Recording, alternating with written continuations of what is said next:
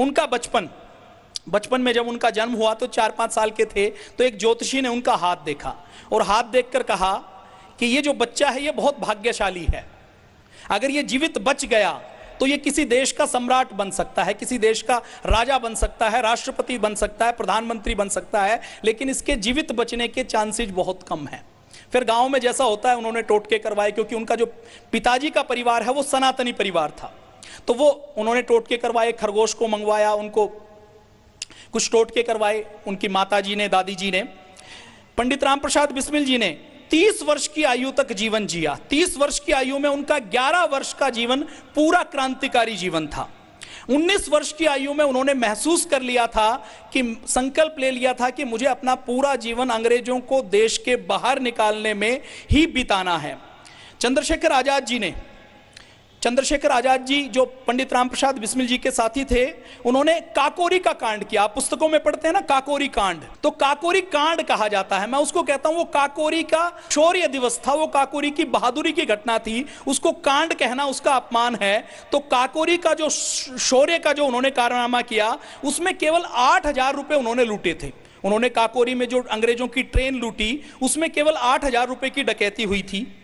केवल एक व्यक्ति मारा गया था, और वो जो मारा गया था वो कोई अंग्रेज नहीं था। इस 8,000 रुपए के लूट के लोगों को पकड़ने के लिए अंग्रेजों ने अपनी पूरी पुलिस उनके पीछे लगा दी, क्योंकि ये डकैती अपने आप में एक बड़ी घटना थी। 1857 की क्रांति के बाद अंग्रेज ये सोचकर बैठे हुए थे कि अब हमें भारत से कोई नहीं हटा सकता। विश्व युद्ध के बाद उन्होंने रोलेट एक्ट जैसे कानून बना दिए थे। 1919 में उन्होंने जलियांवाला कांड किया, जिसने भी आवाज उठाई उसको दबा दिया गया।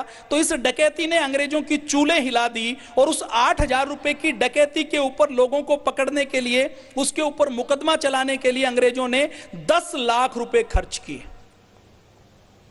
और उस समय जो सोने का भाव होता था वो 20 रुपए तोला होता था। इसका मतलब आप समझ लीजिए कि 8,000 रुपए की रिकवरी के लिए, उसके लिए उन्होंने आज के समय की यदि हम बात करें तो लगभग 70 करोड़ रुपए उन्होंने खर्च किए।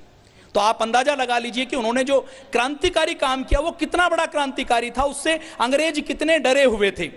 पंडित राम प्रसाद बिस्मिल जी अपने व्यक्तिगत जीवन में सिद्धांतों के प्रति बहुत दृढ़ थे।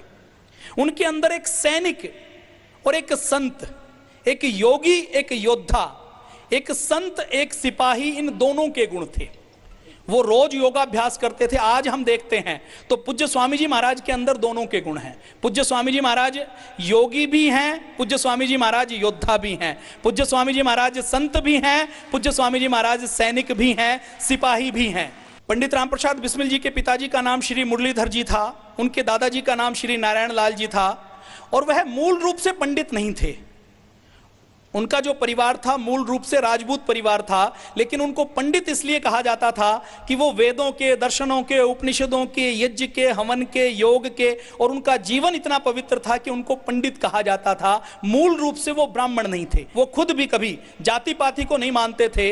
वो बार बार यही कहते थे कि हमें जातियों में अपने देश को नहीं बांटना, अपने मजहब में देश को नहीं बांटना, क्षेत्र में देश को नहीं बांटना। पतंजलि योगपीठ में भी किसी भी प्रकार से जाति पाति को प्रश्रय नहीं दिया जाता, किसी भी व्यक्ति की जाति पूछी नहीं जाती, वर्ग, मत, पंथ के आधार पर कोई भेदभाव नहीं किया जाता।